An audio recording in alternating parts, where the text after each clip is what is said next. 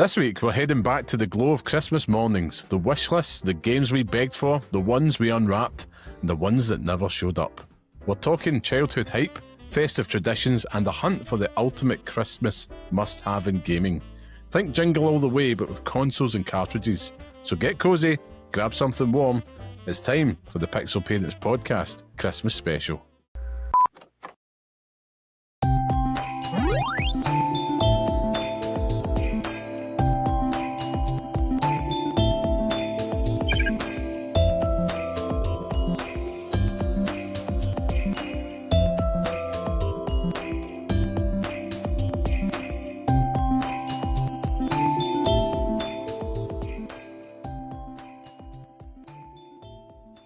Season's greetings and welcome to the Pixel Parents Podcast Christmas Special. I am your host, Liam Kirk-Kelvin, and I am, of course, joined by the bearded one, Scott, the tastemaker Curry, and I am buzzing to say we're also joined by the handsome one, Sean, the music man Murray. How are we both, guys? How are we doing?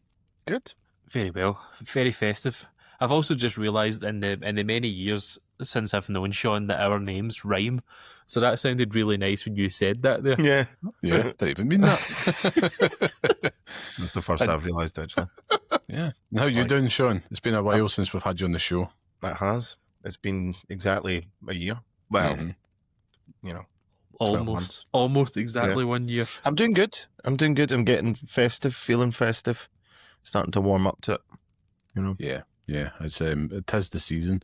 I should also add that by the time our lovely listeners hear this, it probably will be less than a week to go. Maybe it is the Christmas period, your Christmas holidays, whatever it is. We hope whatever you're doing, it's lovely and fuzzy and warm and festive and fattening. That's the main thing this time of year. Engorge. I like to think that the people listening to this have their hand up a turkey's arse as they listen to it. That's kind of what my thoughts are. That turkey ass vibe. Do you ever, when you're doing stuff in the house, have a podcast on in the background, cooking, cleaning, something like that? Like, I'm very guilty for putting one on my phone and cooking, and there's some which are a bit sweary, and if I have the smaller Kelvins running about the house, it's always a mad dash to try and hit the pause button. So I now know there's a parent somewhere scrambling to get their phone off because you've just said the word turkey's arse, which is... They should know by now that this is a sweary podcast. Yeah. So yeah, there's an E at the end of every show. That means that it's entertaining. Get up, yeah. Indeed. But yeah, no, I'm excited to get into this Christmas special. Again, this is always a highlight. Last year's one I think was probably the favourite episode we've done. I remember listening back to it and getting lots of people getting in touch with us over the festive period last year because it was all warm and fuzzy. And we're doing things a bit different this time. It's remote, but we've made the effort. I've got my, as I was saying earlier, my alcoholic Santa hat on. It's a bit scabby. You guys are definitely more turned out. And Scott, the dome's still on show. The dome, so I have to make sure that it represents. It's a snow globe and a Christmas hat all in one. Snow globe, sick. Oh man. All right. Well, before we get into it, because we might as well just get into all this Christmas goodness, we'll get some housekeeping at the road, shall we, gents? So, for those listening, this is the Pixel Parents Podcast, the weekly podcast by parents who game for those who do the same, where each week we discuss all things gaming whilst raising little ones. Now, every Friday, you can listen and see your old dads talk video games on YouTube, Spotify, and Apple Podcasts. So please subscribe to us on YouTube if you're not there already, so you don't miss our mugs. If you want to be part of the podcast, come say hello and share your thoughts with us at pixelparents.bsky.social on Blue Sky, or write to us at pixelparentspodcast@gmail.com. And if you want to support the show, join a free Patreon so you don't miss an episode. You can chat with the community and get bonus shows all for free. And that's at patreon.com/pixelparents. And if you're not there, you can leave a wee 5-star review on your podcast platform of choice. You can share this podcast online with your pals. Whatever you do, it helps us out. And of course, a massive thank you to everyone that joins us each and every week. So, doing things a bit differently today, gentlemen. It's not the usual format because it's a Christmas special, and that's what it's all about. But I thought we'd kick things off just by talking about our Christmas plans. And Sean, I want to go to you first, the vital third member of this show. How is your Christmas looking? What are you going to be up to? What's the general chit-chat about your plans this year, sir? Okay, we're looking specifically Christmas Day. It'll be family based. Important. You're going to spend time with the loved ones. More than likely, on Christmas Eve, I will watch Alistair Sim and the old Scrooge, the old 50s Scrooge. That's what I do. I'll have a cry. I'll go to sleep. I'll wake up. I'll go to my parents' house, and it'll be all the trimmings. We'll be listening to music. Of course, I like to have Christmas films playing in the background. Just like maybe I'm not even watching them, but for ambience. And then, like I say, the food rolls out, and yeah, just chatting away. A drink, beverage, definitely takes place. But throughout the full month, it's pretty much movie build up, movie and TV build up. Now, I've said before, what I like to do is to basically watch all of my favourite shows, watch the Christmas specials of them. So I just track down as many Christmas specials of TV shows that I watch every other time of the year and avoid the Christmas specials throughout the year so that I can enjoy them come Christmas. So that's my plan. Basically just a big family off. That's what I'm all about. Definitely. Sounds magical. Scott, you much the same? Got anything up your sleeve Up this my year? sleeves. In your sack? My dog. Well, my dog is going absolutely apeshit over there. Sorry if you could hear them grunting through Sean's Christmas plans. But I think it's just the usual, to be honest with you. Presents and breakfast with my side of the family in the morning. And then we will go to the in-laws' house for Christmas dinner with all the family, where I will engorge. I will multiply in size over the course of the day through, turkey and hail. A very boozy Christmas. I believe this Christmas will be. I said it earlier on in work. I was like, I expect this to be a very, very boozy Xmas, because I'm not driving anywhere and I'm not working. So I'm going to be on the couch, beers in hand, from about 2:00, and I expect it to remain that way until about midnight when I come home and I watch Spider-Man, and then that's me, pretty much good to go. Is Tobey Maguire Spider-Man? Of course. I always fall asleep when Willem Dafoe says back to formula. That's my cut-off point. Like, back to formula. And then I fall asleep and I'm fucking out. Then that's me. Then I wake up and it's finished. I'm getting flashbacks of you texting me exactly this. Like, clearly in the first 20 minutes of the film, it's officially Boxing Day at this point, and it's like, right, okay, we're here. It's routine at this point. It's family Christmas time. Dad falls asleep on the floor watching Spider-Man. It's the only way forward, to be honest with you. My image was always you on a couch, Nah. falling asleep. But then it got more degrading after that. Which I like. Listen, what is Christmas without a little touch of trauma, I suppose? Degradation. Yeah. I feel like this is my WrestleMania coming up this Christmas. It feels like it's all been leading to this, the end game, however you want to put it. Because we moved house this year, and it's kind of started off, I thought was a joke, that they're all coming here. And by all, it's all my in-laws and my parents as well. And the joke is a reality. So I'm hosting 16 people in total here and doing the big Christmas dinner. And you guys know I like to cook, but I kind of feel like all of my cooking experience in my life is leading to this one moment. Like, Martin McCutcheon, my perfect moment that's going to happen here.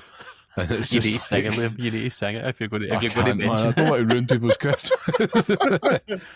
That's really what all roads lead to this, and I'm game. It's going to be huge. It's going to be absolutely chaotic. But I'm with you. Like, both of you have mentioned, like, Christmas beverages, boozy Christmas. I'm very much looking forward to that this year. Like, having a good drink. Like, I rarely drink these days, and it's probably been like that since last year onwards, since I did the weight loss journey and stuff. And it's just, alcohol's never really been a big feature in my house anyway, just because I like to drive. So it's like I can't do it. But this year, I'm with you, Scott. To hell with the car. Aye. Lock the keys away. Beers And it's the Christmas tipples, though. I'm actually looking forward to like a wee Baileys. Ooh, I don't know about you guys. a tiny Baileys. I hate fucking Baileys. Pure shite. Oh man, it's just Christmas. You get like chocolate orange Baileys and all that shit as well. It's just swill. Might as well just Sean, have a where are you chocolate standing? fucking milk.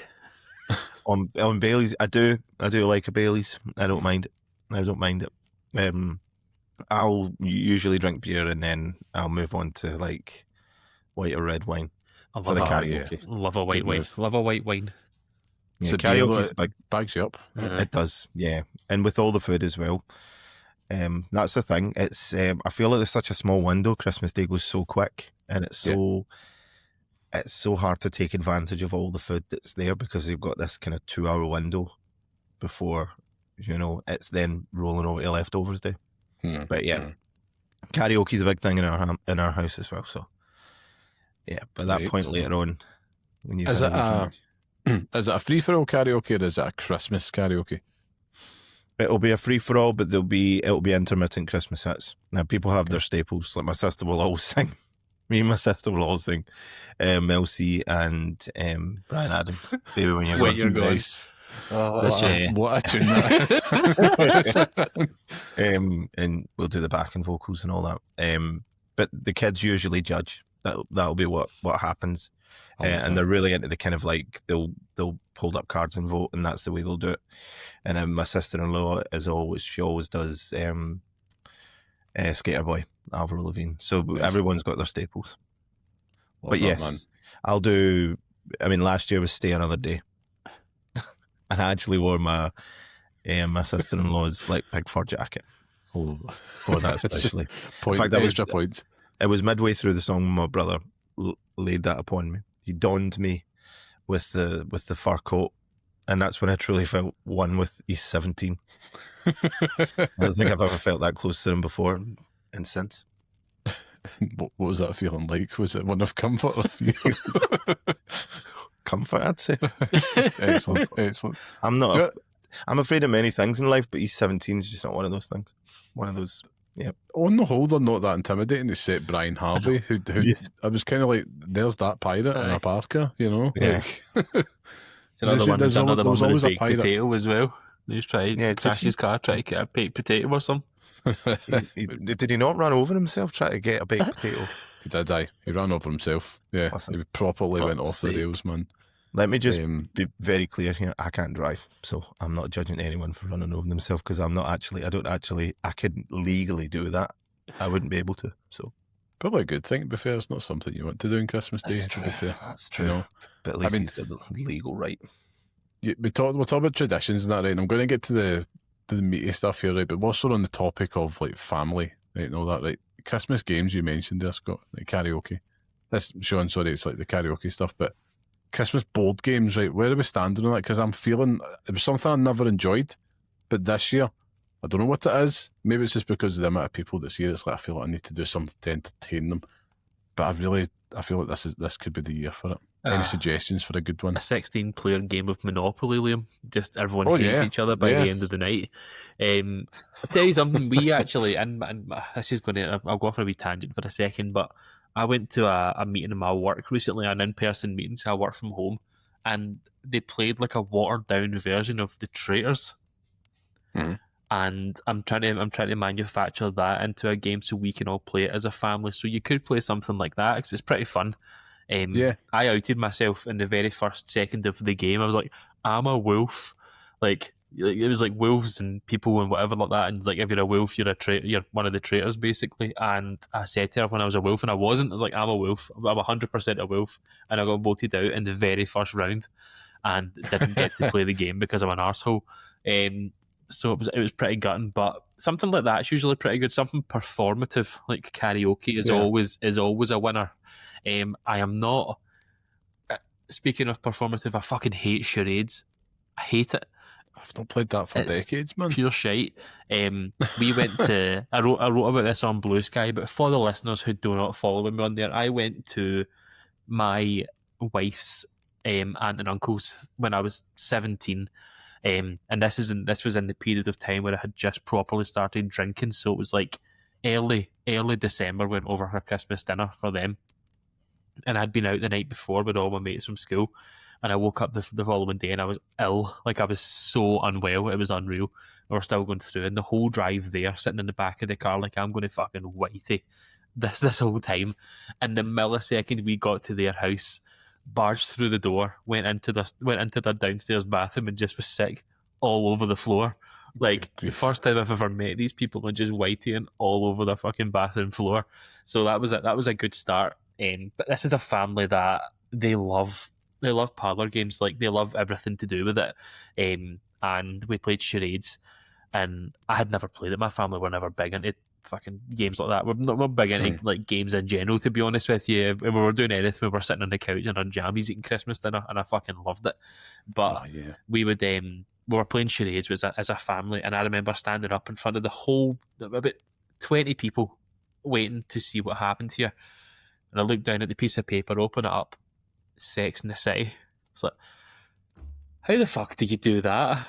How the fuck do you do it? So standing in front of that many people, never met half of them in my life for the first time, and I stood in front of them and I started just going, ooh, and immediately every single person got it. Yeah. Fair enough, to be fair. Ridiculous, man. See what you see. Sean, I know you're a man that enjoys a party game. I do. I'll have to agree with you there. I'm not too big on charades anymore, because I do always feel like, well, we don't have the physical game, so people are coming up with their own ideas, and I feel like there's kind of like list of staple charades kind of like guesses or ideas that people come up with, so it gets a bit samey. We're not a board game family at Christmas. I wouldn't say we'd sit down. It would be kind of like you see, something performative. One that I have always enjoyed is Obama Llama. If you've not heard of it, you should check that out. I think it's all rhyme based. I can't remember, because I think we've all been a bit kind of under the influence whenever we've played it. But that one caused absolute carnage one year at Christmas. But yeah, definitely performative stuff. But see, the kids, I'm quite lucky. Like, nieces and nephews, they'll put on shows and stuff like that, or they'll just kind of organise. They'll whip us into shape with a karaoke competition and just tell us. They're quite good at doing that. You usually get somebody that's like, getting you all around in a circle and doing that. The kids tend to kind of whip us into shape.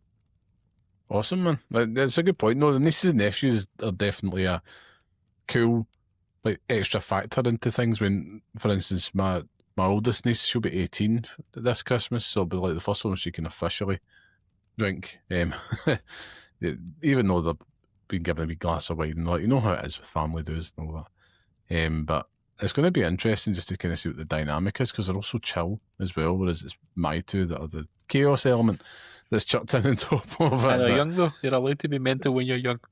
I know, it's true. It's true. That was a long time ago, Scott. A long time ago. But on to the more meaty stuff, right? So we're going to build up into some games chat here, but Christmas time, right? You mentioned it, Sean. Movies and TV, I mean, it's quintessential as part of the tradition thing. Me, I'll kick things off this time, right? It has to be Jingle All The Way on Christmas Eve with a Chinese. These three things must happen, or else it's not Christmas. And in the build up to it, I'm very particular. You've got like your tier list of the best ones. So it's like Home Alone 1 and 2. I'm not watching that this side of December. I like to keep that towards the, closer to the big day. Same like National Lampoon, that type of stuff. Whereas I'll probably watch a bit more of the throwaway stuff at this time. To me, it's all in different rankings, but a new classic, and I think I said it last year, and I have to say it this year, is 8-Bit Christmas. If you haven't watched it yet, please go download it and watch it. It was out, I think it was like 2-3 years ago, something like that. Neil Patrick Harris is in it, and he kind of narrates as it's a younger version of himself, and it's all about him trying to get a Nintendo that Christmas in like Chicago back in the day, and it has all the makings of a Christmas classic, if you know what I mean. Just a bit chaotic, little sprinkling of American consumerism. It has the whole whack. So please check it out if you've not seen it already. But what's top of your tree movie wise, guys? I don't actually. I don't think I have a tier. I mean, I'm watching Spider-Man at some point. It will happen, but that's the only one I book in. Having had the wee one, it's very much what she wants to watch. So we'll probably watch the DreamWorks version of The Grinch about 400 times on the lead up to Christmas. That will definitely be viewed, and I don't mind it. Yeah, that's pretty much it for us. To be honest with you, I will try and squeeze in, a Jingle All The Way or a Home Alone, but it's trying to convince them that they want to watch it as well. Otherwise, it's getting Game's a shot down bogey. immediately. Aye. Oh, pregnant pause. Oh. Sean. Me? Right, Yeah, okay. I know you're the connoisseur here when it comes to Christmas movies, man. This is a question made for you. So, usually the staples, I've kind of laid off Home Alone a bit recently. I tend to just watch the sequel or even the third one.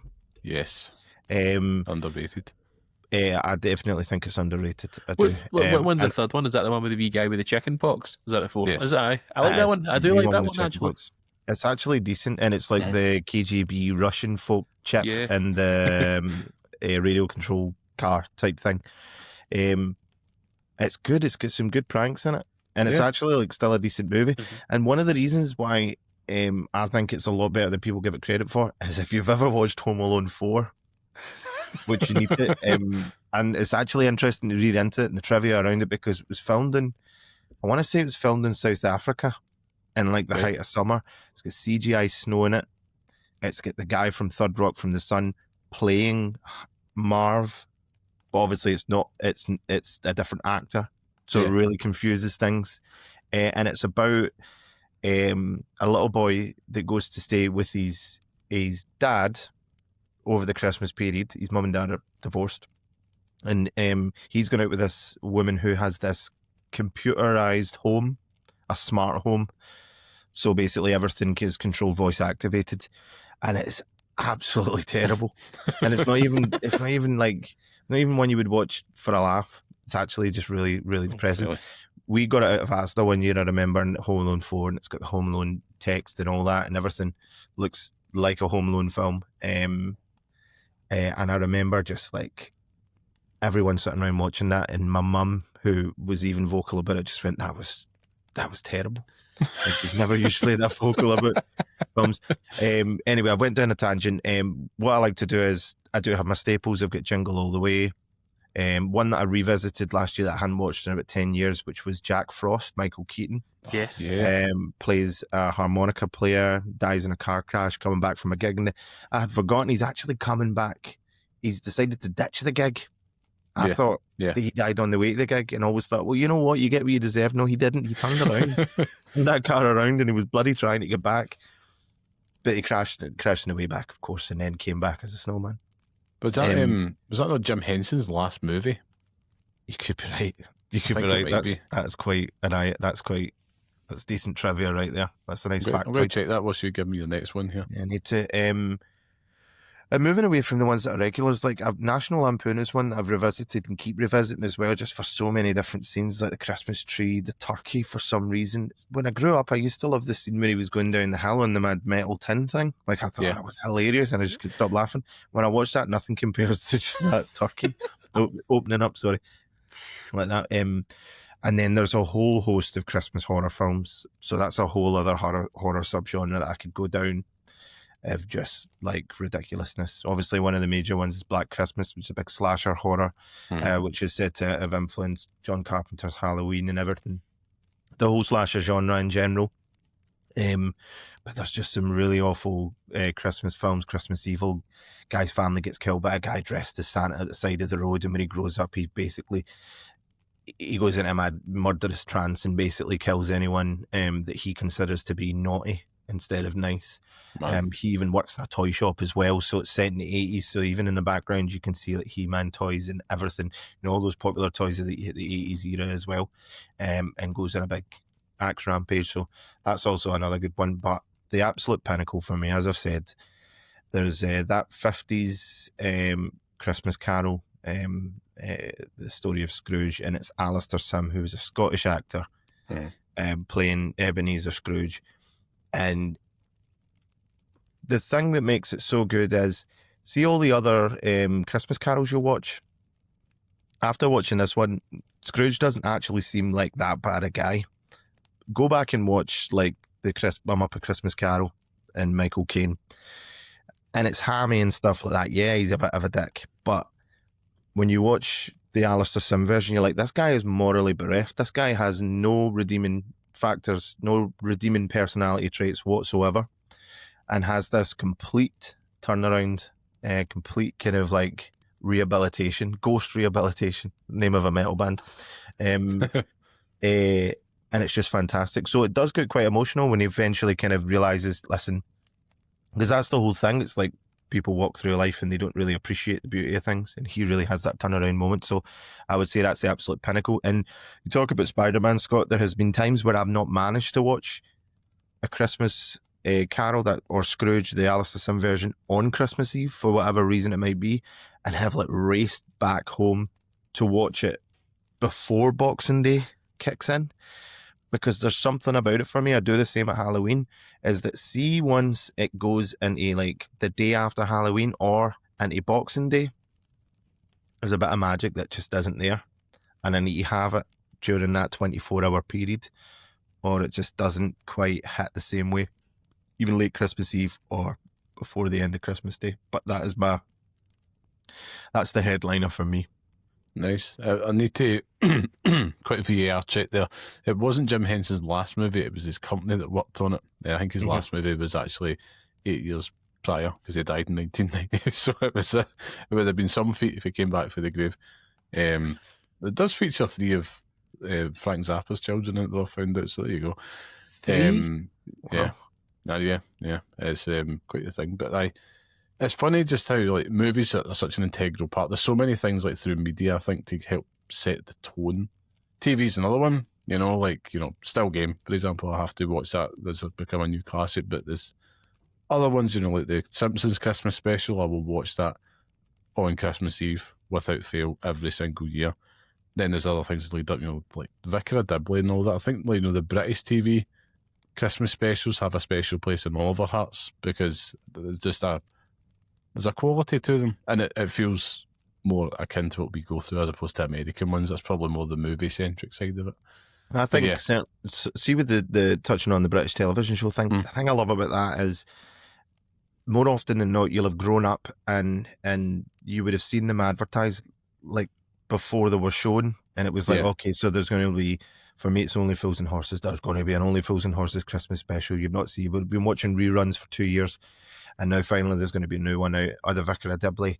So they all kind of like, you were getting wee trailers rolled out on BBC or whatever it might be leading up to it, hyping it up. Whereas you don't, everything's on demand these days. So like if something is going to show on Christmas, I could probably get it in advance streaming or whatever it might be. I think the last time they done it, I didn't watch it because it's pure shite, but like Gavin and Stacey or some pish like that, like it's...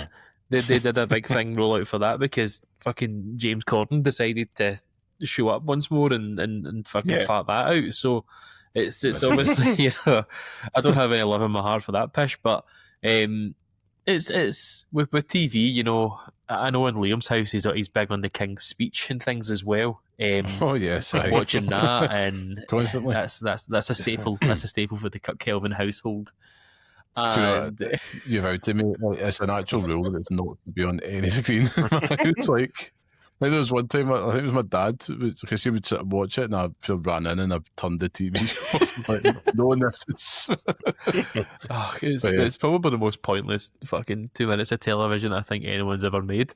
I know. And then Gavin and Stacey's an hour long. What do you call it?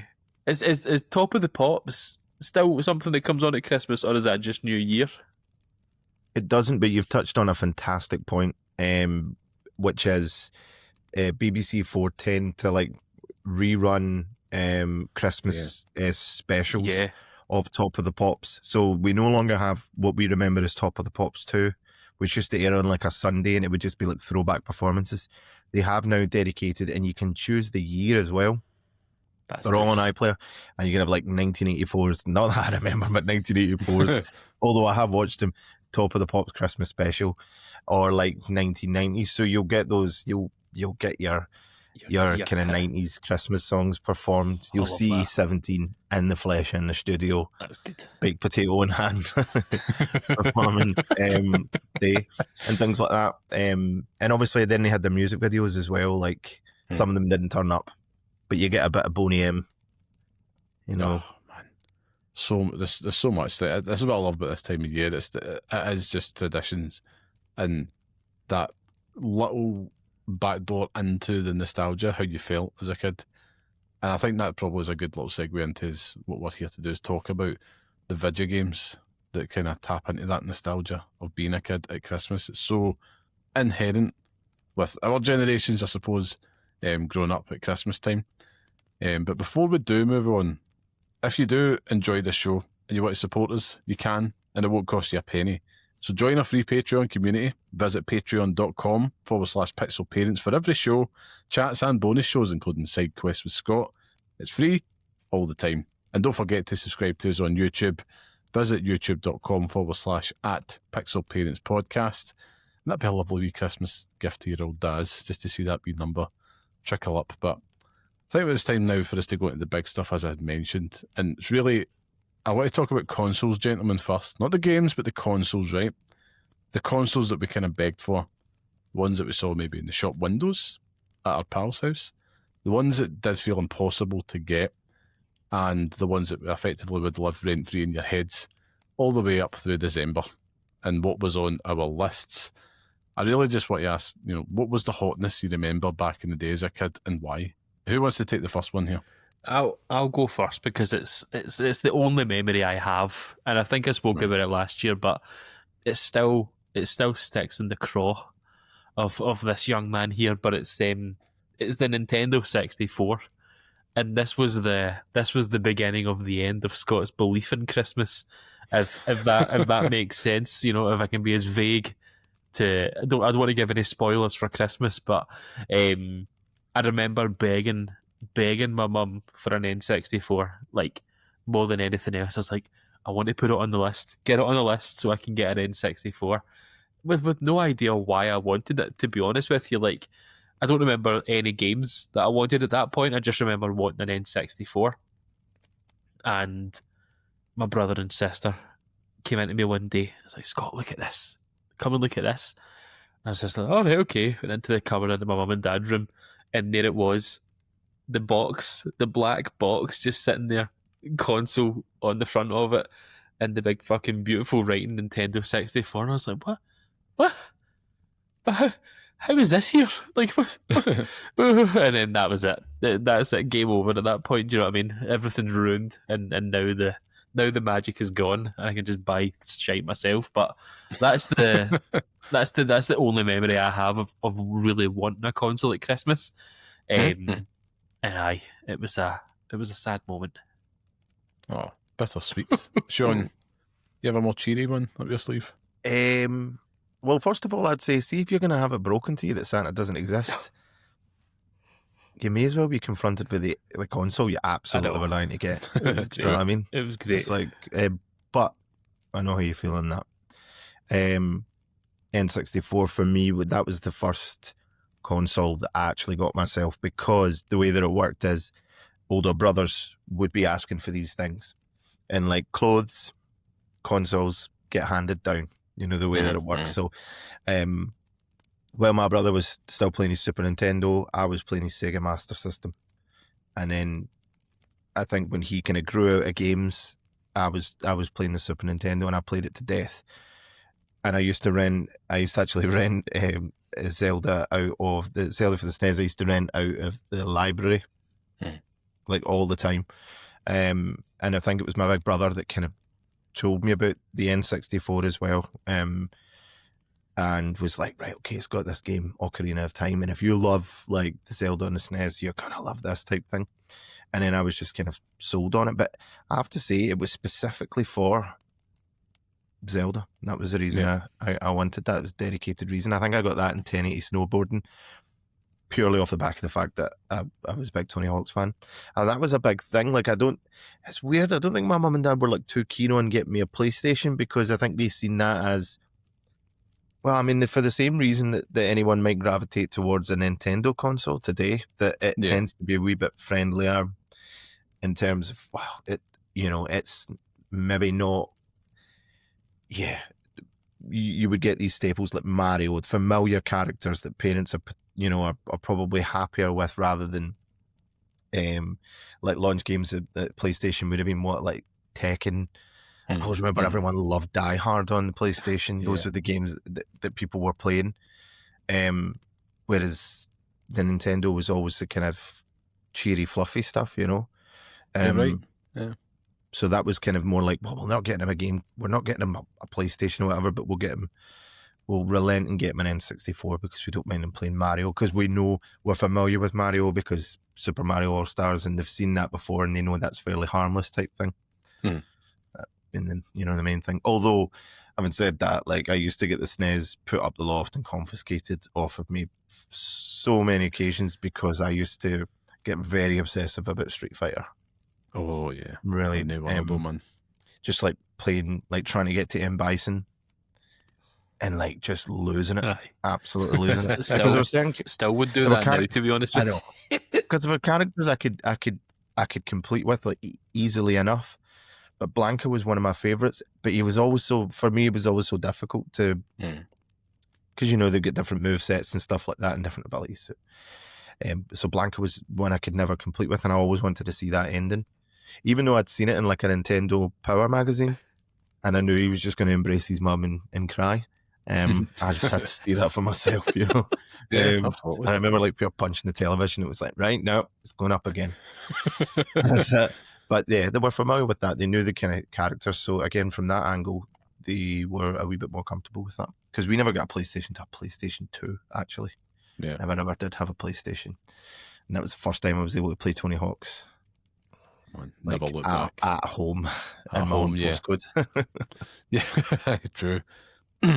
That's the thing. Like, we take for granted now because, I think a big part of our generation was like, gaming through, I don't know, proxy of a friend or a family member.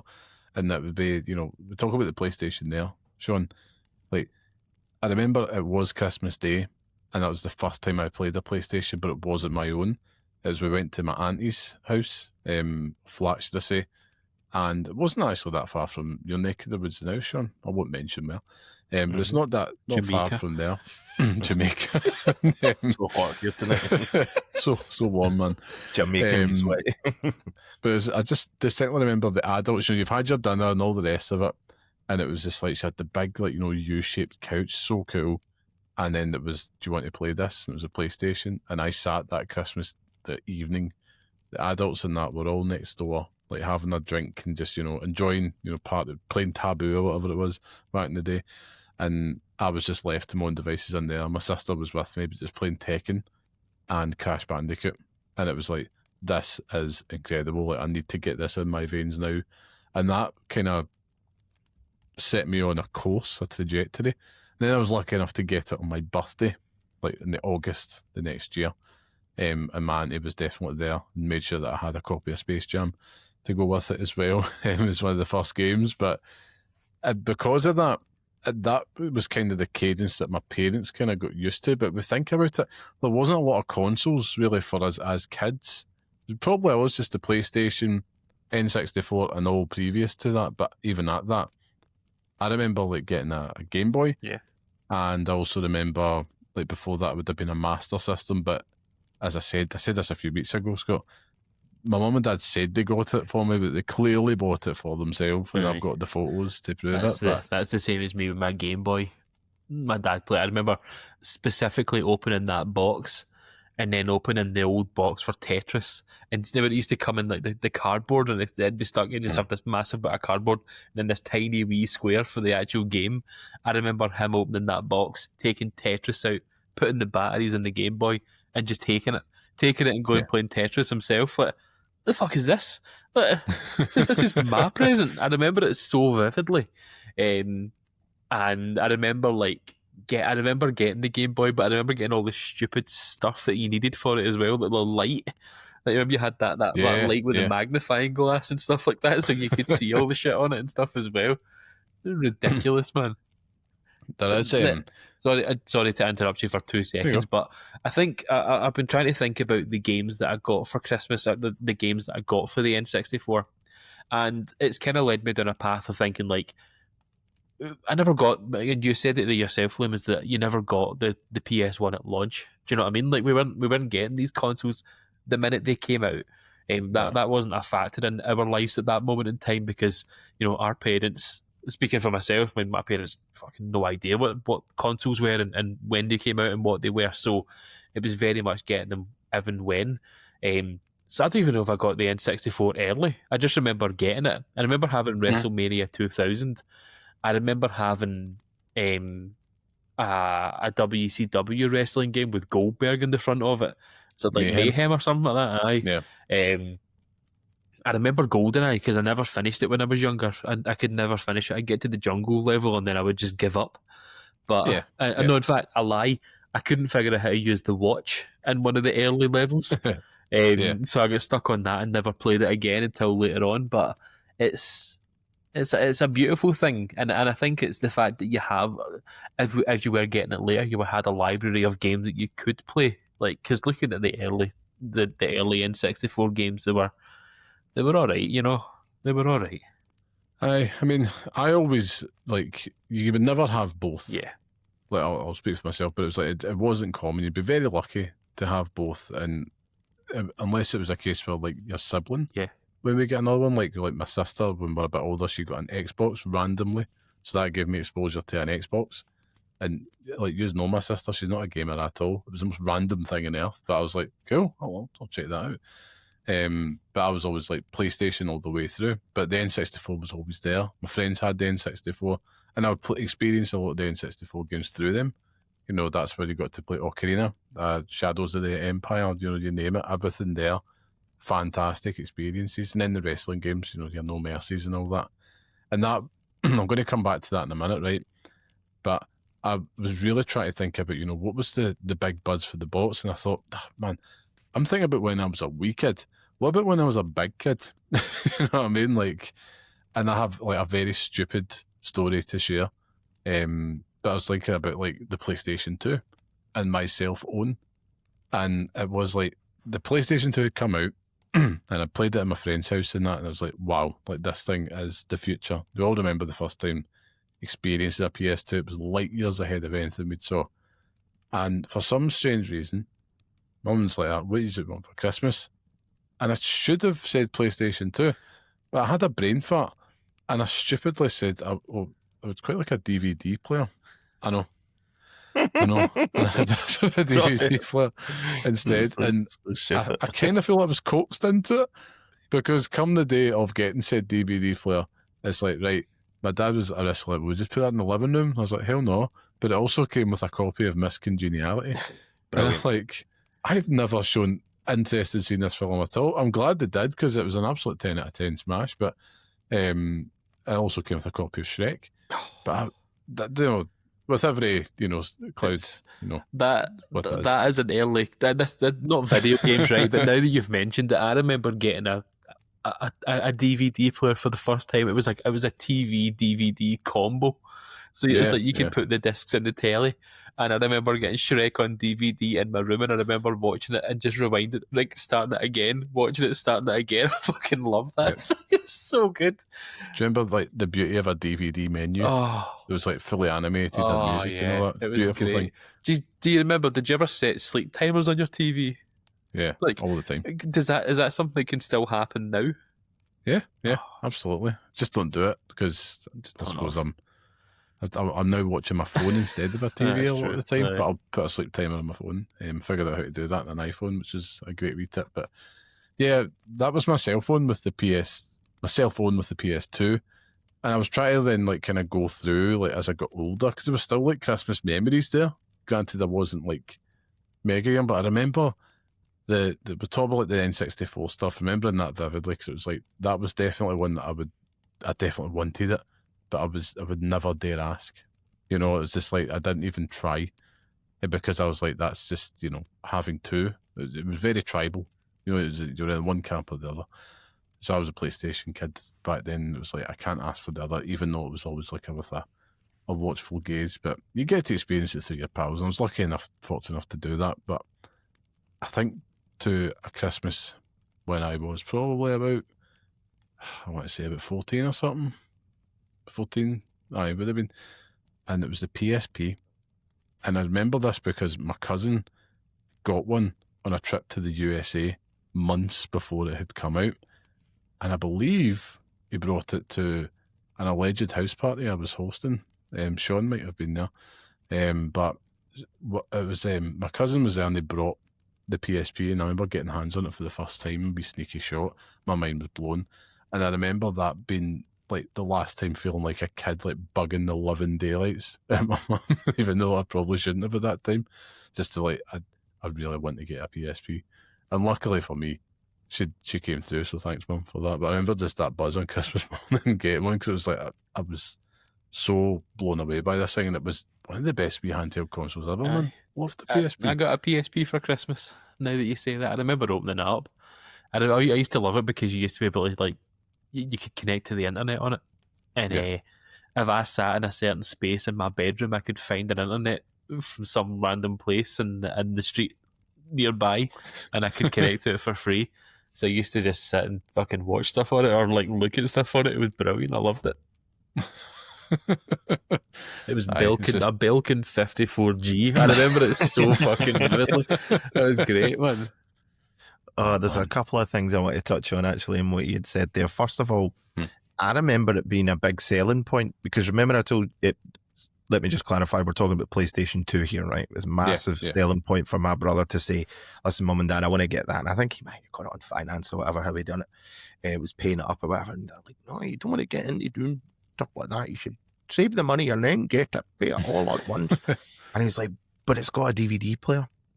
And I think that was that really swung it for my mum and dad. They were like, okay, fair enough. Because they were never a fan of the PlayStation. They thought it was just like shoot 'em ups and violent games and stuff like that.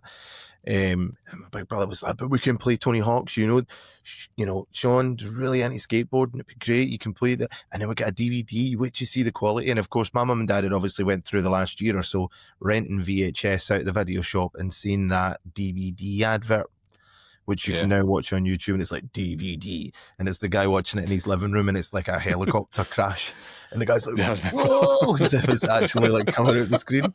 You should check that out on YouTube, by the way. It's the most it's over the top advert. Makes DVD seem like the 3D experience, like it's actually coming at you. So that's how they get away with that. And we started playing, I think it was Tony Hawk's. We had like a demo CD. We had, is it The Bouncer? Is that what it was called? And that's I what love we did it. that regularly. And Dave Mira Freestyle BMX too, which we loved. And then quickly, just to talk about DVDs, and the first kind of DVDs that we watched on it would have been, the first two DVDs we owned were Oh Brother, Where Art Thou? Right, because my dad had got a hold of the soundtrack of that, and he's writing these like traditional, you know, kind of bluegrassy, folky, bluesy stuff. And Shrek. Man, Shrek. Now, as you know, I work in a charitable community enterprise shop that deals in a lot of second-hand goods, and we deal with donations every single day. Now, we still accept DVDs and we still sell DVDs. We sell VHS quite a bit now, and I'll go into that later because that's part of my Christmas nostalgia. But the most donated DVD, hands down, 100%, the most copies of DVD of any film in the world on DVD has got to be Shrek. I have seen so many. Everyone got it. I believe it was like that was the first DVD.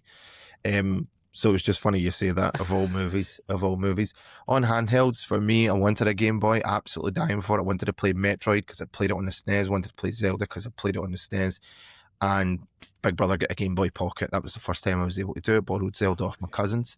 Again, when you talk about consoles being played at other people's houses, that was the main thing. We always went to our cousins on Christmas Day, but they were Sega people, and every single year it seemed like they had a new Sega Mega Drive. They had the Sega Mega Drive CD at one point. Now we're playing games with like a robot Sonic in it, and it's blowing my mind. Like you've got like games like Mortal Kombat, which far superior graphics than what you've played in previous Mega Drives and stuff.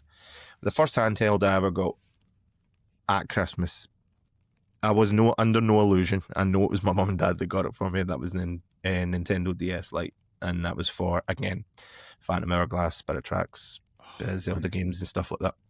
So good, man. Like, I can remember us playing Mario Kart via the wireless multiplayer on the DS Lites as well.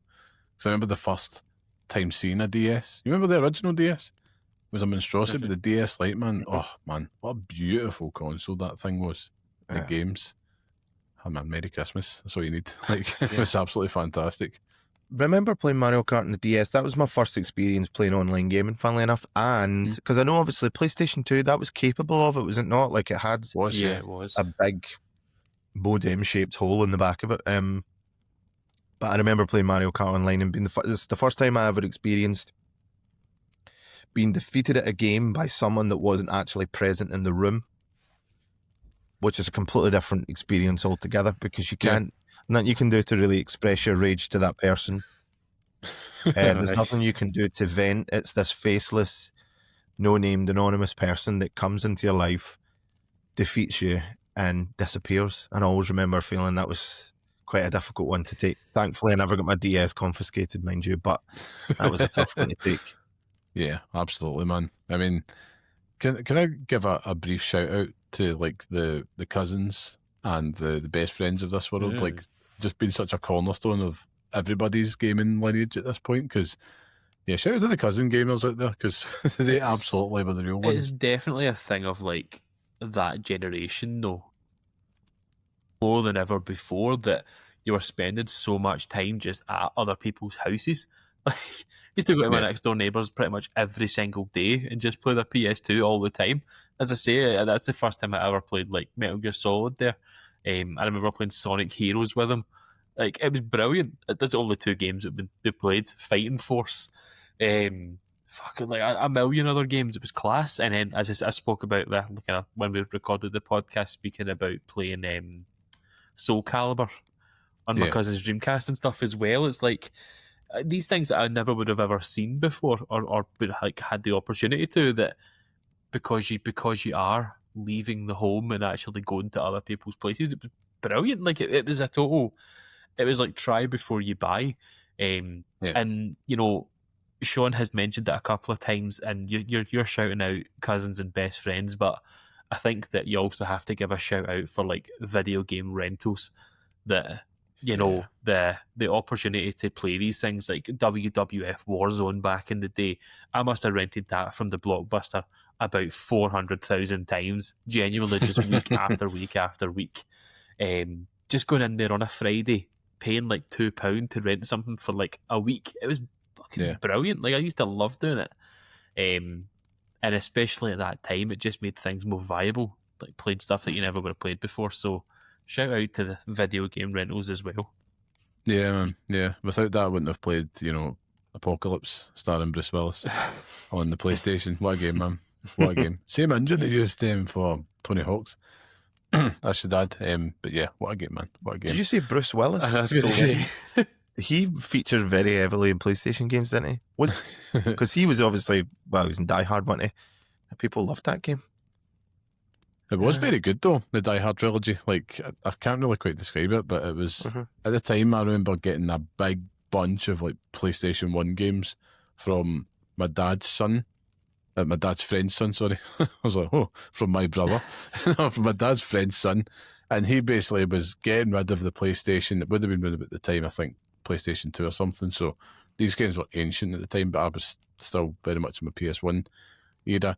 Resident Evil 2 was part of it.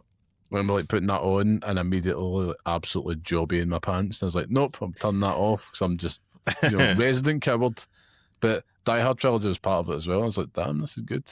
It was the same guy that also passed down an Amiga 32 as well to me when I was younger, which was great. Still sitting playing games, and that was fantastic. Funny you say that. Seeing you talk about cousins as well. I had an uncle that, and to this day, is still like obsessed with the era of the 80s.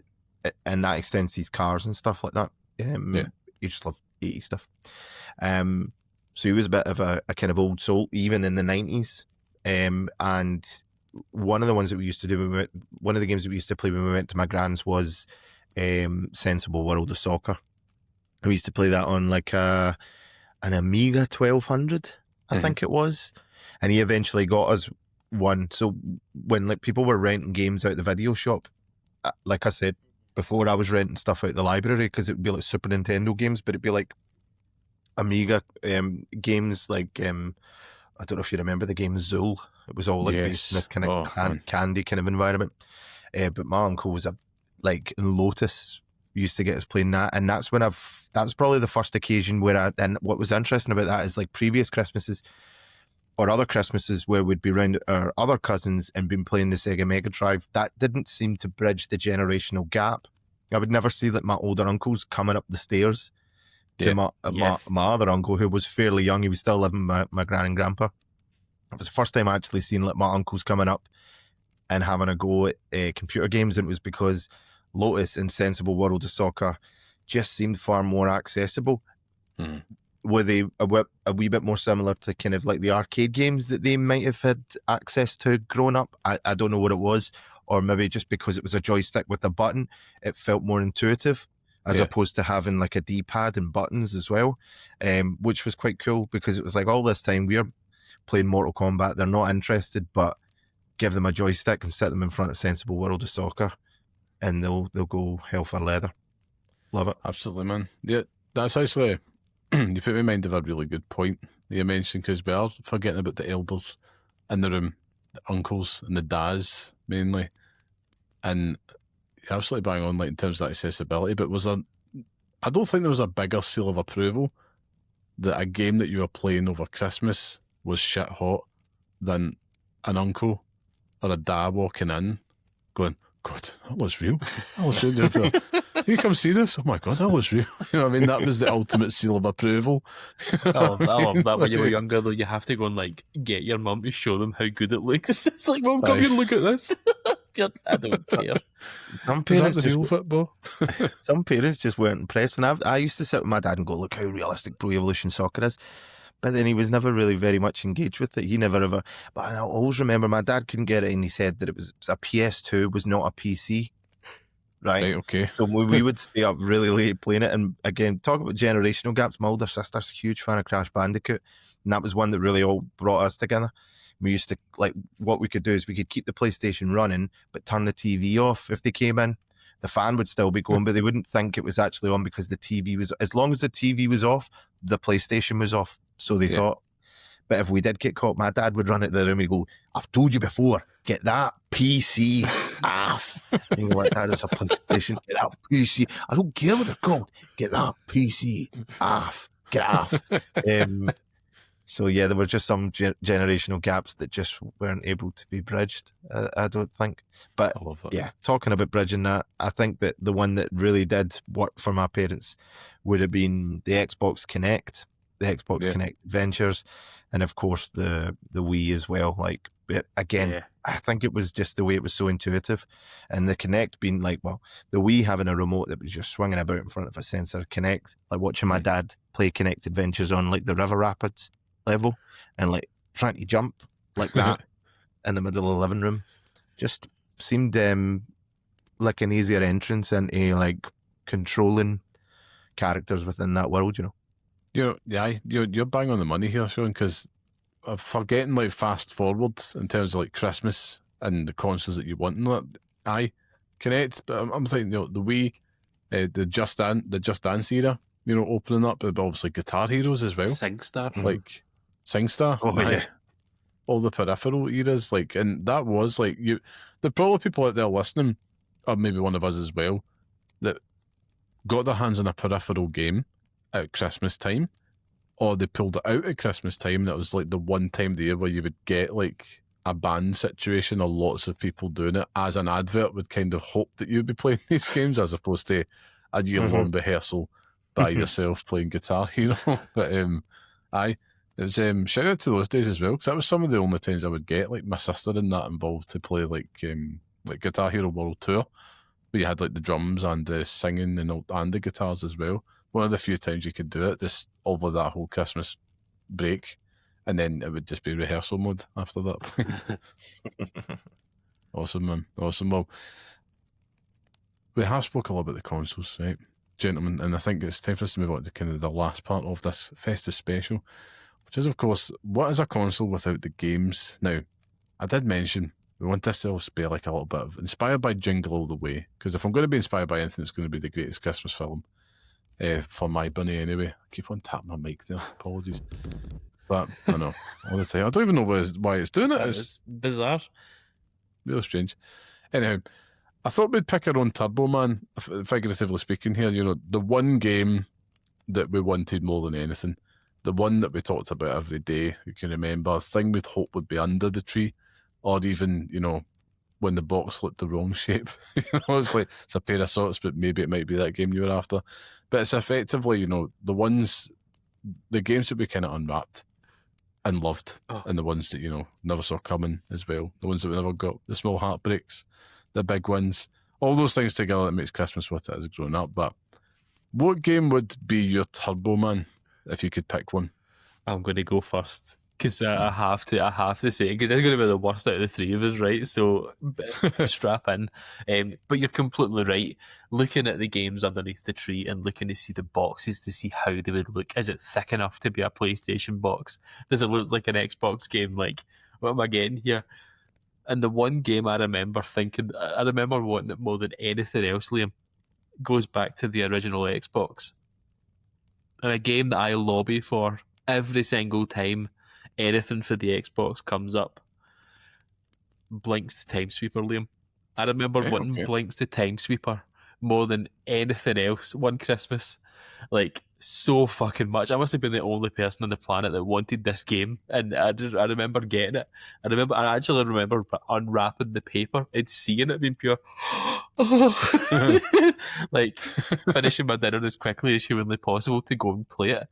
And I remember me and my sister had swapped rooms at that time. I'd got a massive bunk bed with a TV underneath, and I remember having my Xbox in there and getting it in and putting it on and being like, oh, this is fucking brilliant. Like, it's so shite now, but I just remember like that feeling, like, oh, there's nothing else like it. There's genuinely nothing else like it.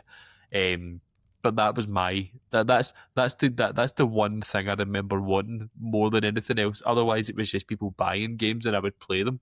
But I remember wanting Blinks the Time Sweeper. Sean, any ones that come to mind? Again, it's so funny for me because because I was like Sega Master System and then SNES, I was always wanting games that you couldn't actually get in the shops. So I had to like rely on like buying them off of friends or like cousins handing them down or whatever. But I would say that Ocarina of Time was the very first for my very first and very own console, being one that I was like absolutely desperate for, and with good reason. Yeah. Because it would have been the first kind of Zelda experience that would have been like, well, it'd have been the first one that I actually owned instead of getting it from the View Park Public Library. It would have been, you know, one that a console of my own that I didn't have to share with siblings, so I could play it extensively. And I remember that Christmas, that being one of those ones where, because you know, you always done that, like you had your presents up the stairs, so you would kind of dip in and out of like the family ring, and then you would go up and obviously before that, if you just got toys and stuff like that, you can go up, you can play only for so long before you head back down again. But I remember that Christmas just being like up and playing, like really breaking the back of Zelda.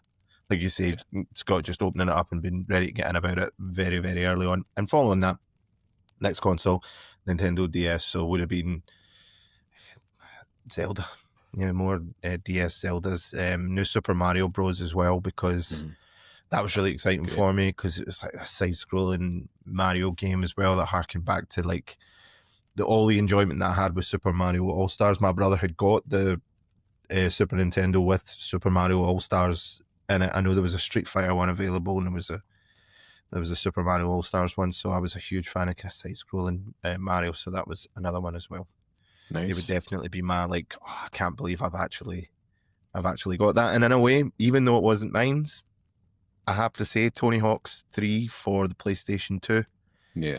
When my brother got that PlayStation around about Christmas time and got that with it, I was just like, this is Tony Hawk's like I've never ever seen before. I'm with I you would there, say man. those were the big coveted games for me. But having actually owning a Zelda game on my own instead of having to beg the library for it, that was brilliant. It's what it's all about, man, though. It's nice. It's a special memory, though, isn't it? Because it's that feeling of, like, you know, it's finally mine. You know, I don't have to go play it or access it through someone else. Like, it's that feeling of, like, anytime I want, I can pick up and play this. Absolutely unrivaled. I mean, Yep. I've still got it as well. Still got that original copy. Still really? in storage, obviously, but still got that original. Still got my N64. Still got all my consoles and all my stuff. Yeah, I don't know. I wish I kept a hold of like the only one I've not got is like from that time, you know, like my PlayStation 1 and stuff. I don't know what the hell I did with it, but I know Zelda Ocarina of Time was always a game that, but as a kid, I remember wanting it, but couldn't because I didn't have the balls to ask for the N64. So that was one like I just couldn't get, but it was one I remembered like craving a lot. But it was getting to play that at my friend's house and the build up to it, which was what spurred that on, to be honest. I remember a couple of ones. You've mentioned one there, Sean. Tony Hawk's Pro Skater 3, which was absolutely, you know, the one. And you're right, like seeing that on the PlayStation 2 and getting that at Christmas, and it was a total wee Mosher Christmas, if you know what I mean. I remember like getting a wee Offspring hoodie, Conspiracy of One and all that, and it was just like, yeah, here we go, Skater Boy, Mosher, and it was just like sitting, I think I would have got like a couple of albums as well that Christmas as well, just sitting listening to some music, like very likely probably Offspring, playing Tony Hawk's Pro Skater 3, and just being like, this is me now, it's me forever. And you know, hence why I was so excited to go back and play the remix this year. It's not quite the same, but it's still like, you know, I can remember a lot more than what I thought playing that, thanks to all those countless hours back in the day. But there was one I remember, and I'm going to say this because it's going to segue to something which I think will be very, very pertinent for all of us being kids at Christmas. But it was taking my mind back to the year 2000. I believe it's 2000. And it was a game that I wanted more than anything. And when Santa came through, when the big man came through, I was absolutely fucking buzzing. And that game was SmackDown 2, Know Your Role. Still my favourite wrestling game to this day. But that was the be-all and end-all, fellas. Like, going on and playing like a Hell in a Cell match for the first time, and it still sits with me on Christmas Day. Oh, what a rush. What a high. And it was still like the arcade gameplay, going in, dipping in and out, just playing little short matches. And it just felt so expansive after the first SmackDown, which was out just a few months prior. My auntie had got me that for my birthday that year. And I was like, well, there's a SmackDown too, seeing it in the magazines. It's like, that's all I want. That was number one. And it just felt like everything that you were watching, probably shouldn't have been watching, to be fair, as WWF back in the day. And it felt like you could totally just, it was a playground. Instead of playing with like wrestling figures and stuff like that, it was like, this was the icing on the cake of a very wrestling-centric Christmas. And I think that is probably what I want to touch upon, because I think for our generation, particularly, wrestling games must have been like top of the tree in terms of stuff that had to be played. Because the year before that, you talked about it there, Scott, earlier, WCW Mayhem, where you had like WrestleMania 2000 on the N64, even WWF Attitude, No Mercy the year after. I mean, oh man, I have such a association with Christmas time and wrestling games just purely for that reason when I think about it. I think having siblings at that point as well definitely plays a big part in that, like playing it with my brother, and just one after another, just going through every single match type, but as much as you possibly can. It's funny, I was just, when you said SmackDown 2, you know, your role, I was like, is that the one that had all like the loading screens and it had like the images of the things, and it was always like the Trish Stratus one that would come on when your mum and dad would walk in the room. You'd be like, yep. Every time. The shame. I remember asking for like a copy of the WWF magazine at the time, and I think it was Trish Stratus that was on the front of it. You know, they had the editions with the female wrestlers, and my mum was like, "There's no way you're getting that, son." Filth. Absolutely. Although, to be fair, it did look like a low-key Playboy mag. It was a bit like that, yeah. My experience of wrestling games, I have to say, a good friend of mine's had a Dreamcast. They had Attitude, I'm sure they had for the Dreamcast that we played regularly in Crazy Taxi. Soul Calibur was another one, you mentioned that as well, Scott, on the Dreamcast. But yeah, Attitude, and I eventually got that for the N64 as well. Again, that's another one of those, I would play wrestling games at other people's houses. Yeah. I'd played wrestling games on the SNES. Like I still have WrestleMania on the SNES, and it was obviously very basic. But that was like, again, just like the Tony Hawk's thing, just like absolutely mind blown. Yeah, I mean, it was very much of its time, though. I mean, that's how, like, if there was one thing I thought was the Turbo Man that I was obsessed with getting, it had to be that SmackDown 2, because it was at its peak for me in 2000, you know, the Attitude Era and just wrestling in general, because it become routine, but it was also so exciting. And to see how video games would follow that in the years to come, like, you know, is it Know Your Role as well, Shut Your Mouth, all these things, like, it became just such a staple of that time of year. What was the one with because we used to play it at yours all the time, Liam? Was it the one with Brock Lesnar on the front of it? Here Comes the Pain. Here Comes the Pain. Here Comes the Pain. Yeah.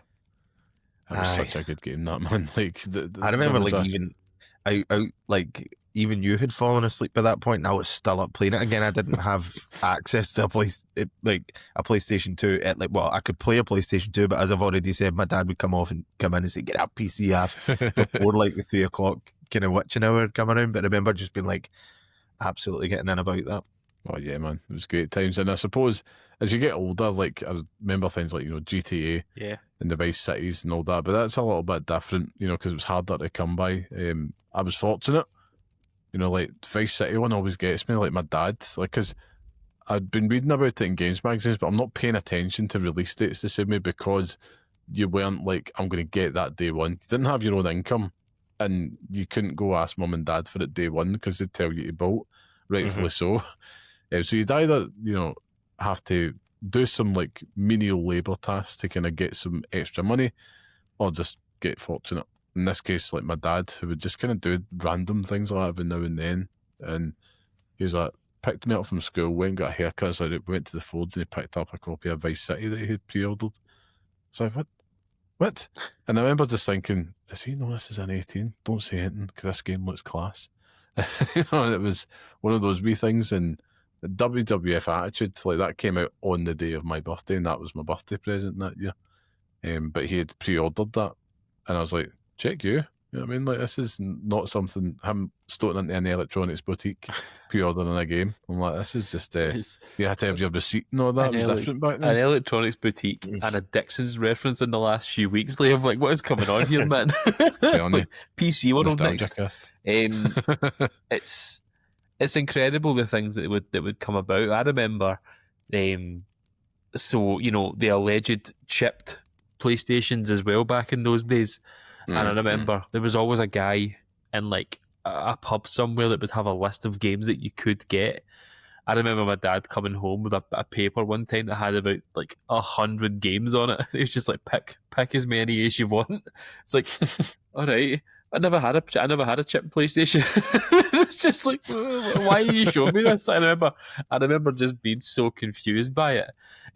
There was a wee guy that used to live in the same street that would have a chip PlayStation, so he used to go to the bars every weekend. And I remember going up to his house after one Christmas, and he'd got like a bundle of games about that thick, you know. And I remember watching him play The Punisher for the first time. It's like, what game it's so good, but it's just like, it just had like one of those old CD cases of just like things that you could just pile, and it was just piles and piles of just burned discs, and you just have to find out which one was which. Mental, man. So stupid. It was. Played a lot of pirate games growing up at friends' houses. Yeah. And it's funny actually, because later in life, getting kind of into, because I was always into retro consoles, getting into emulation as well. I have to say there's a perceived value when you actually officially get the game as well. And I would still, and this might lead on to a topic, you know, later on, like I alluded to, but physical copies of things, right? When you talk about things we stream over now, right? But DVDs and VHS, there's a physical value to those. There's actually a cover art, there's writing on the back. there's actually a physical item that you put in a machine and you play it. So I always find that with the people that had like chipped machines, they wouldn't really fuss over the games as No. much because they could No. literally just get whatever they wanted anyway, and it kind of lost that perceived value, if that makes sense. Yeah. But the first time I ever played Tony Hawk's would have been a pirate copy. Another game that was pirated because I haven't physically ever seen it in a shop and have looked it up online on eBay, and it's extremely expensive if I'm remembering correctly. But that was Jackie Chan's Stuntmaster. Oh, I don't know if you ever remember yeah, that. fucking On the PlayStation. classic. There was something so playable about that game. It was just so much fun to play. But there's a game that, I mean, like I say, I never ever seen it in shops, and my friend had got a chip PlayStation, and he'd got this copy of this. I've got a Jackie Chan game, and this is the era of like Rush Hour and like Shanghai Noon and all that. And then I had grown up in a household, all those cousins that were playing the Mega Drive and all that were all into like martial arts films like Bruce Lee and Sonny Chiba, Street Fighter and all that. So it was like right up my street. They loved their old Jackie Chan, like Armor of the Gods and stuff like that. To play a game as Jackie Chan was absolutely mind blowing. But again, on the chip side, I just feel like even when I emulated all those games and I had a hard drive full of all the Super Nintendo games I could ever imagine, it just never came close to the feeling of owning a copy of, say, like Super Metroid. Yeah. Or even renting that Zelda for that brief, like, 48-hour period that I had it. Because you physically had it there as opposed to just like being able to play it anytime you want. Yeah. You know? 100%. Yep. Bang on, man. Absolutely bang on. Because there was a value to it. I never had a chip PlayStation as well. I had friends that had it, and it used to blow my mind. I always remember like them opening the disc and then swapping things before they could actually play it, and I was just like, this surely will break. And there was always the odd hiccup with it, but I just like the peace of mind a physical copy gave me as well.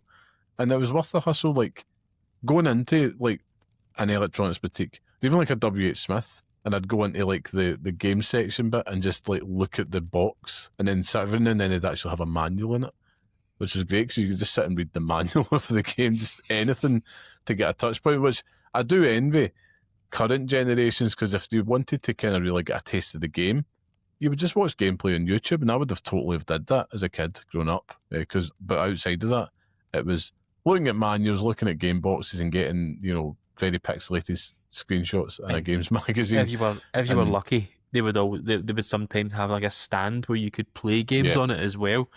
Like I remember there was a BHS, or not a BHS. There was a Woolworths that had one of them, and I remember jumping in there and playing games on that. So it was always like a try before you buy kind of thing. It was great.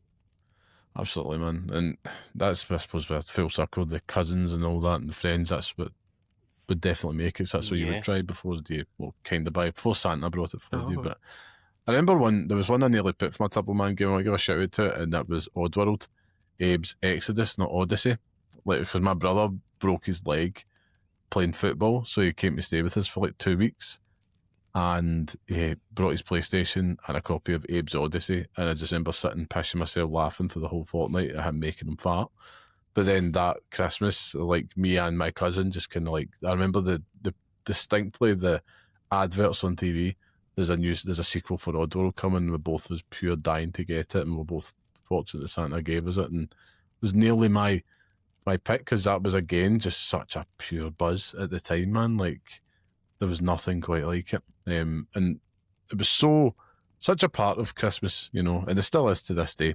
I still like to I still like to plan my Christmas around some video games. Like, it's a time for me to get nostalgic, maybe revisit some classics. Emulation's a good point. I'd love to kind of get deeper into the emulation space for that reason, allegedly. But until then, I do like a replay of like weird shit, like GTA San Andreas is still there, Skyrim's another one, weird things like that. But I don't know, I think it's just because you're ultimately in a nostalgic frame of mind at Christmas one way or another. It could be a way to remember times with loved ones. It could be a remember just to kind of remember how you felt when you were younger, a little bit more carefree, whatever it is. I think it's a good way to kind of offer a different type of escapism through video games, and it's all thanks to those Turbo Man moments, I suppose. But one last talking point, gents, because we're nearing the end of our festive special already. I could keep this going for ages, but we've got to keep it tight because, we've got to get ready for Santa. But we talked about like our memories and stuff of video games and that tie to Christmas and everything in between. But in terms of the next generation, for kids today, this is for us to be old men, right?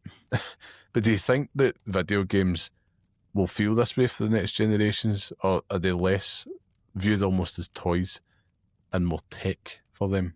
Is there a bit of a difference? Would they have that same excitement?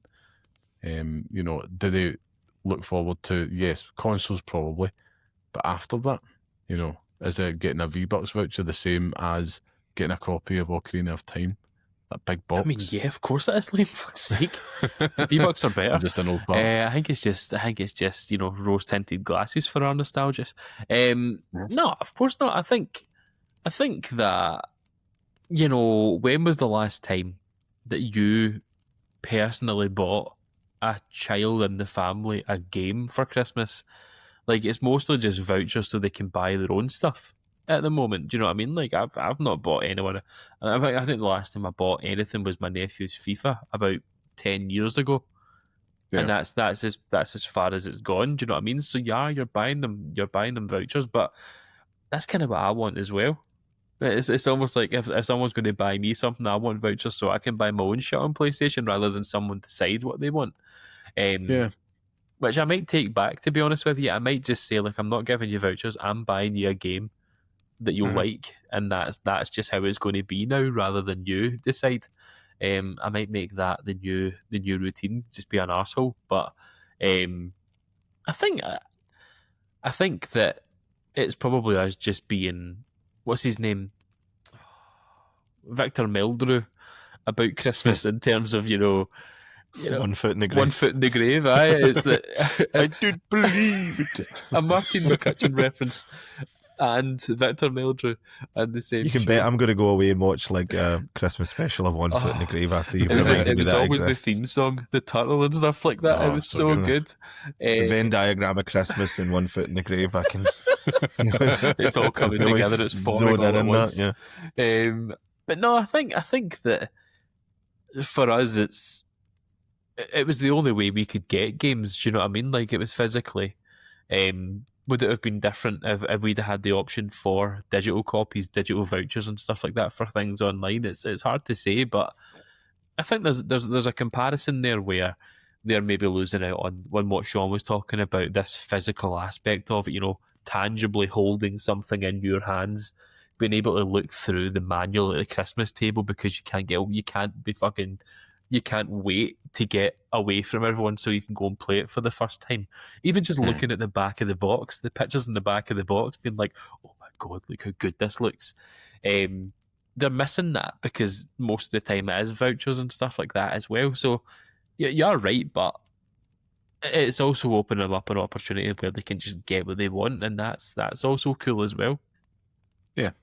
Can I just touch on what you say in terms of, because I'm completely out of the loop in terms of vouchers and stuff like that. But I think that's a really good kind of mindset to have, Scott, because if you're someone that's a typical gamer, even now, and I always feel like I'm kind of always have lived like in the past gaming wise, and you guys are always the kind of cutting edge of like the next console and next gen console and the next game's coming out. I do have a question on that in 2 seconds, but to touch on what you were saying there, if you can recognise that what they want as a voucher and then the options that gives you, that's kind of okay, isn't it, as well? Like, that's to be respected. There's no point in being like stubbornly nostalgic to the point of being like, well, absolutely not, because I'm going to curate what games you're playing. You're opening it up for them to choose and explore themselves and find their own paths and find their own Ocarina of Time or whatever. It's funny, actually. I was going to ask, because I'm kind of out of the loop with the games, when we talk about like the trailers that we would have seen or adverts that we would have seen on the television for computer games leading up to Christmas, right? What form does that come in for this generation? Like, where are they? It's YouTube trailers, it's YouTube ads, I'm assuming. Pretty much. That's where they're seeing targeted stuff. it's all very specific, isn't it? If it's not adverts for Raid Shadow Legends on YouTube, it's you're lucky to get other stuff. Yeah. Wait, that's a very good point though. Like, when was the last time, Liam, that you actually saw a trailer? Well, you obviously get it for the Switch games like Mario and stuff like that, Mario Kart Worlds and stuff before films and things Yeah. at the cinema. But if you're sitting watching the telly, like, are you getting the barrage of video game trailers that we probably would have had in the past? The only ones that I would say that I can remember, and you're right, Nintendo are the exception. I've seen ones all through the year for like Donkey Kong Bonanza, Mario Kart World's been marketed like massively, but it's Battlefield 6 and the Call of Duties, but mainly Battlefield 6 they've had a ridiculously huge marketing push this year, but it's not to the same extent. I think you're right, Sean. It's coming a lot through like content creators and YouTubers, because the kids now, love it or loathe it, they'll have a tablet or access to a tablet or a phone or something like that, and then there's kids YouTube and all that stuff. And I see it with my son. He'll watch like some Ali A, right? Scott, are you familiar with Ali at all? He was big back in the Call of Duty days, eh? So, I only remember through the Call of Duty days. Like, don't know if you've heard of him, Sean, but I'd be surprised if you did. Put it that way, right? Do you know what? Like, Switch Up, I think it's about the only YouTube channel I watch. Yeah. For Switch games. Two English dudes always reviewing games. I always loved their stuff. I just like, it's all narration. That was the main thing as well, and just like loads of like gameplay videos and stuff like that. Anyway, sorry, no, I've not heard of Ali A. He's one, and he's absolutely tailor made for kids, right? But he does like Mario mods and all that stuff, and they'll probably do like loads of Christmas versions and that. And I always kind of watch with a keen eye, just to be like, what's the stuff that's going on there? Because I have had like my son, he's been watching something, and then all of a sudden I could hear him just like kind of like what's the word, whimper, I suppose. And it was like he'd seen like some type of VR game, and it was this big spooky deer-ass thing that was stalking this person, and he was just watching it. I was like, that's spooky as all hell.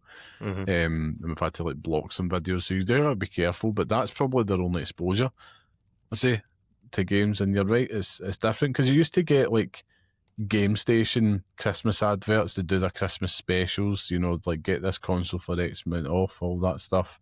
You'd even have shows like Games Master. I watched something on YouTube the other day. It was 20 years since the Xbox 360, and it was a segment from the Gadget Show, and it was all talking about what everybody wanted under their trees that Christmas, and it was just like the Xbox 360, and they went to town. It was like they had the little Christmas tree, and they wrapped up the 360, plugged it into the TV, simulating Christmas morning. And I was like, yeah, I used to remember like watching these things. They kind of bred a different type of anticipation and hype, at least for me. But I know it's rose-tinted glasses, but to me, it feels more tech, because it feels a little bit... Come back to your point about chipped PlayStation, Sean. Like, it's less tangible, so the value is a little bit different. And I don't know what it is about it for me. Like, I just don't... Outside of Nintendo, is it really the same? If a kid's really wanting like a PS5 or something like that, but then after that it's all just give me V-Bucks, give me vouchers. I don't know. I'll find out one day, but I'd hope to kind of keep that magic alive for them. But to me, it definitely feels like it's more tech.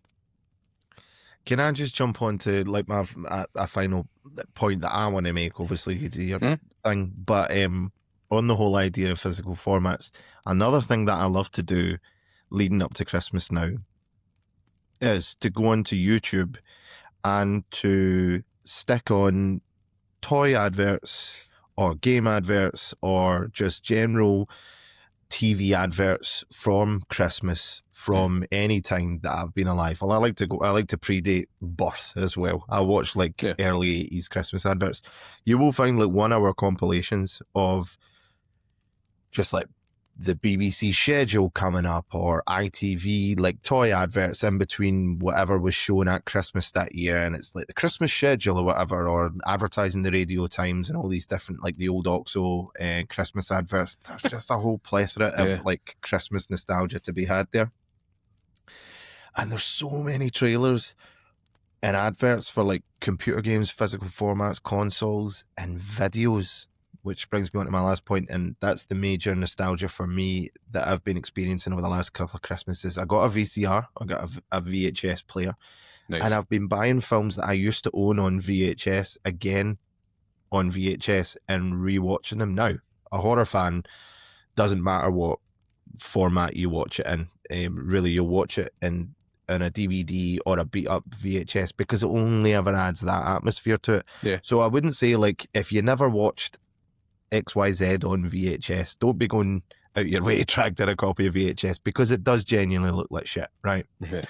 But say you watched a specific film, like say you watched The Goonies on a beat up copy of VHS when you were younger. Go out, grab that copy, watch it again, because you won't actually realize until you experience it that the low resolution and the way that the colors come across the screen, the way that they pop, it just completely transports you, takes you back completely. And we started doing that. Me and my girlfriend, what we'll do is, like last week, I says, right, okay, I'm going into work. I'm going to send you pictures of different VHS. What is it you're looking for?